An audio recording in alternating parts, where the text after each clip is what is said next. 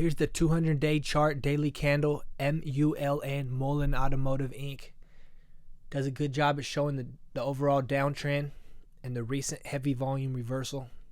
It's also worth noting we have reversed out this downtrend over the 50 SMA and the 200 SMA, all the way from nearly $7 to briefly over 15, came right back down to the downtrend.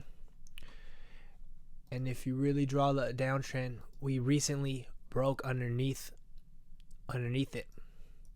So part of this reverse was just coming back to it and over it. But we have broke the 50 SMA on crazy volume.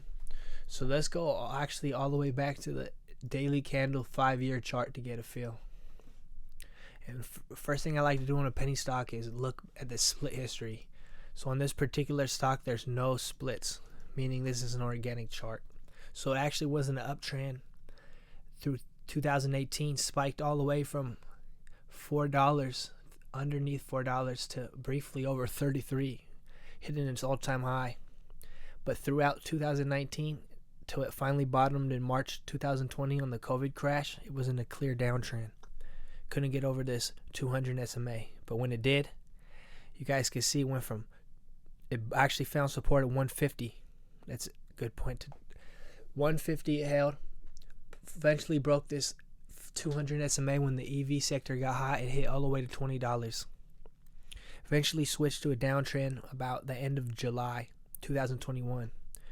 And that spike we talked about earlier was, let's see, the early November to mid-November 2021 until we finally bottomed down. So we previously, after COVID, before the COVID spike, we found support at 150. And then recently, we hit 52 cents. We hit the 52. So here we got this chart showing that 150 is what was support and held before the COVID spike. Then we hit the all-time low. It was about 52 cents before we spiked recently to the $4. So let's go over why this is happening. Partially, it was heavily shorted, as we can look at in the volume. So you guys could see 37%, 33%, 33%, 42%. So when it was very heavily shorted, it got picked up by Reddit, the Twitter, the stock twits, all that crowd. So the volume is taken over. I mean, you guys can see on this day where it's reversed, it traded 628 million shares, nearly 629 million shares. So it's also worth noting, what I found is interesting is we go through these 13 Gs, 2 13 Gs took place. It doesn't really matter when the 13 Gs filed. It's more important the date of event in which requires the filing. And in these two particular ones, it's March 1st, both times, right? One time by Acutus Group Holdings, the other by Asosa Holdings. So one's for 18 million shares, and one's for 29.3 million shares. And so when we go look on this chart, let's go back to that 200-day for the perspective. March 1st is this big day right here. It's this red candle. This was the day before with the heavy volume. The next day with 500. So it went from 629 million to 502 million. And on this red day, that was the day in which these had to be filed. So I think they did a lot of dilution.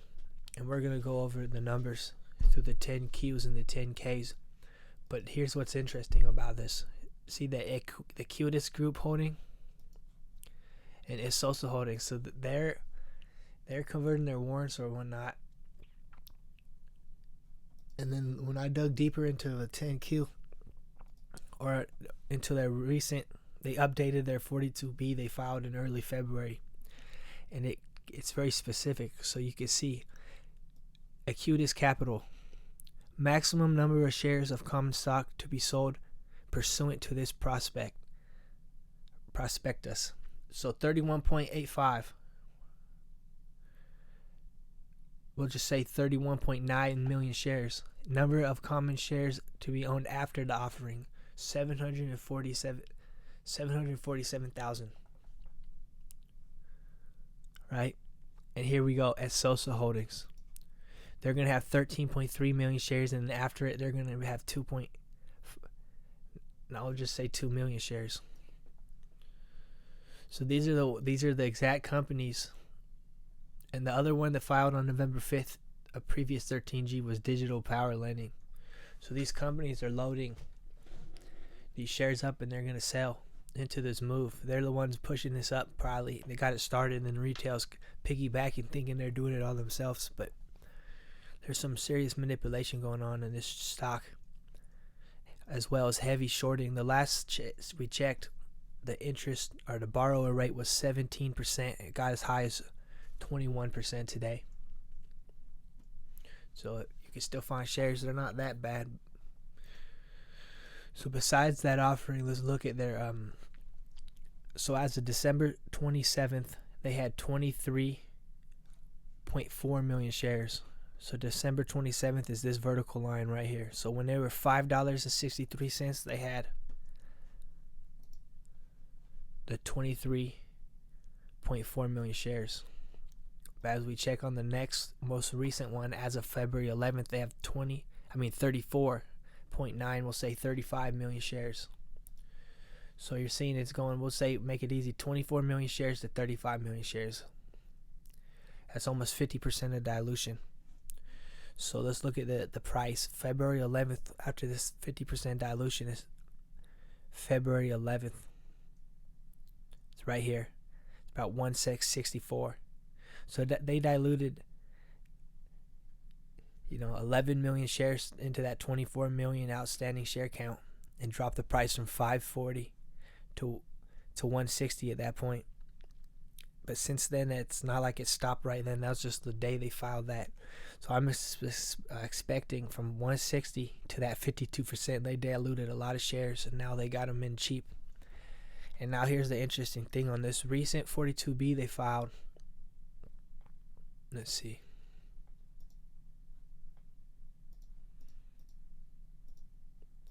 Got a lot of tabs up. You know what? I'll just go find it.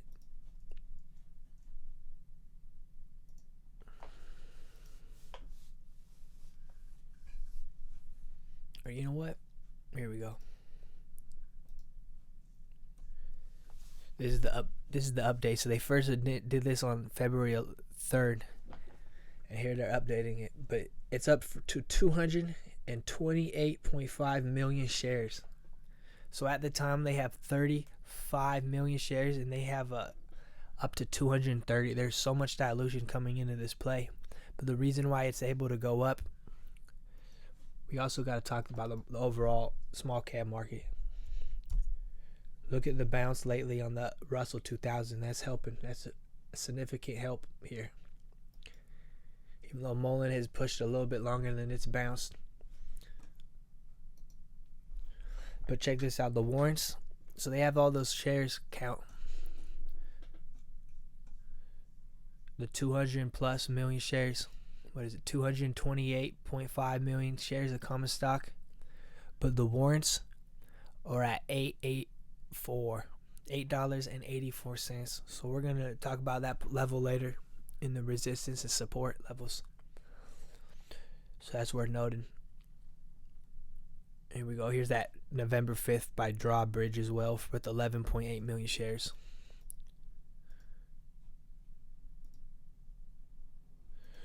So let's go over the supports and resistance levels. I got on the 100 as well as the 2 year, I think, the 1 year.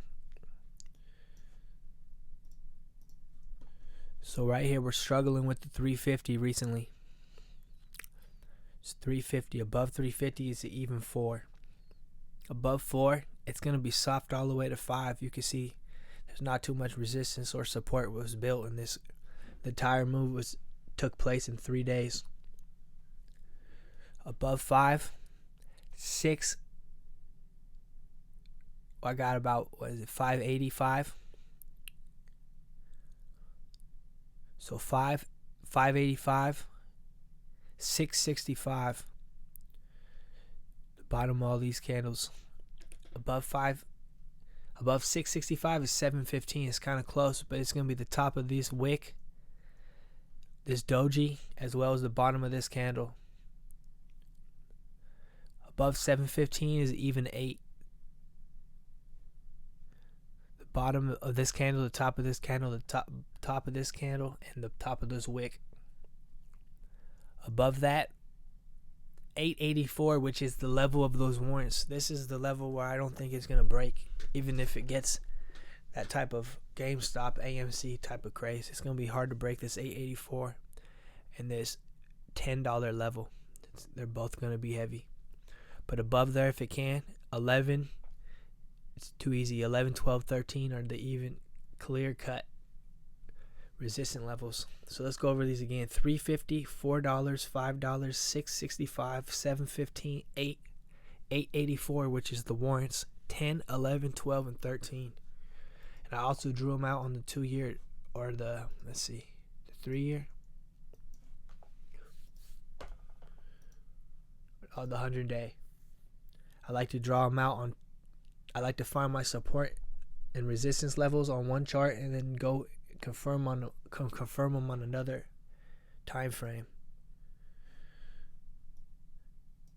Whether it's like a 5-minute chart versus the daily chart. In this particular one, I could just zoomed up closer so we could show you guys above the 350 if we can break the 4 and the 5. Here's the 5 one. It's the 585, the 665 or 660. 665, 750. So you guys can see it was the previous support here for 3 days, as well as the top of this wick. And the reason I did it so close to 715 is the top of all these wicks. Then goes 8, and then there's the 884 warrant level, which is also happens to be resistance on these 3-4 candles, nearly the bottom of these two. And so then let's go close up and look at the 5-minute, 7-day chart. You can see the clear uptrend. Let's actually go 14. So this is actually after it hit its 52 cents. It spiked up and then it bottomed again. It flushed 75 cents very briefly intraday to 73 cents. So we got the uptrend that initially started right here. And now it's on a steeper uptrend. I think realistically, eventually it's going to come down here and test this uptrend and get stuck in this wedge. I think it's going to have a hard time breaking this, continuing this volume if it can't break over this high around 415, 420 and test up that next level, that next resistance level at 5. Realistically, I think it will go 5. If it can break this thing, if it can't break this 420 and test the 5, I think it will peter off, come back to this uptrend around it will take some time. We'll hit maybe 250, 230 in the next few days or weeks, and then slow down in volume and peter back down because of the dilution.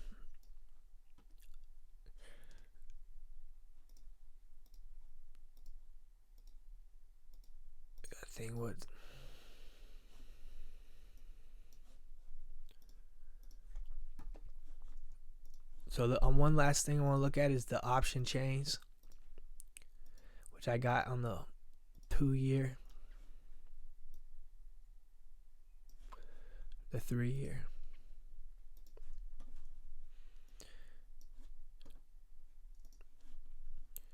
So I got it up for 8. So it's interesting because there's not that many recent strikes. So it's April 14th is what everyone's probably buying. It's all the volume. So on the highest open interest calls for April 14th, we got $4 strikes, $10 strikes, and two $50 strikes, $5 strikes, and $7.50, all with heavy volume. But the 4 and the 10 being the highest. So here's the line at 10. Here's the line at 4. Those are for calls, out the money calls.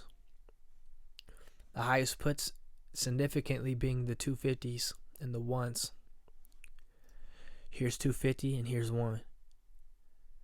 So April 14th is currently 3 or 4 trading weeks ahead of us. But that goes with my theory. If they want to keep this above 250 to kill the puts, but also kill all the $4 calls, it will come down to this 240, test it, 230 range, and then somehow close between 250 and 4 in the next couple weeks, leaving the most options out of the money. That's what I'm predicting. It will be between 250 and 4 in the next by April 14th. The uptrend, if it holds the uptrend will slowly rise. Maybe it will be $3, $2.70. But if it can't, let's look at the near-term support levels and finish this.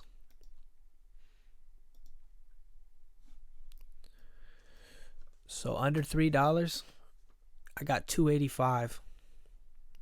This action here, as well as the bottom of this wick. 250 psychological level, as well as the puts. Underneath that, 230 from here.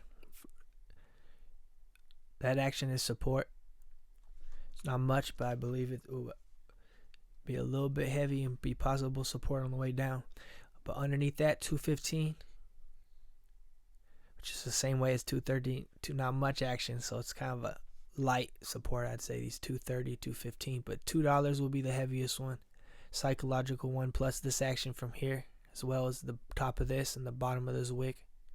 185, 170, 160, 150 is a psychological level, but there's only the top of this wick and the top of this, not even quite even the top of this or the bottom of this wick, so it's not enough action for me to really call it a support. It's just a psychological support. So underneath that is 135, the top of these, the bottom of this, and then 115, the bottom of all these, and then we're going 1. For now, that's as low as I'm going to go. Even though we did flush recently under that 75 cents, and that's how I played it. I alerted it when it broke under 90 cents with a tight risk under 85. Didn't work. So on March 4th, I alerted it to buy at 77 to 80 cents with a 76 risk, with a conservative 86 price target and a second price target of 92. So how would that look? You know, you're buying it at 80 cents down here, 70 cents that you're selling it 88 and 92. So I did not expect this type of move and this type of big cult-like following. But we'll see what happens. Discord and real-time SMS alerts that detail the particular ticker, a clear buying range, defined risk, and 2 price targets with a good risk-to-reward ratio, and a brief explanation of what type of play it is. On the Discord, I'll be going over real-time, play-by-play, the situation as it changes. As we all know, trading is dynamic.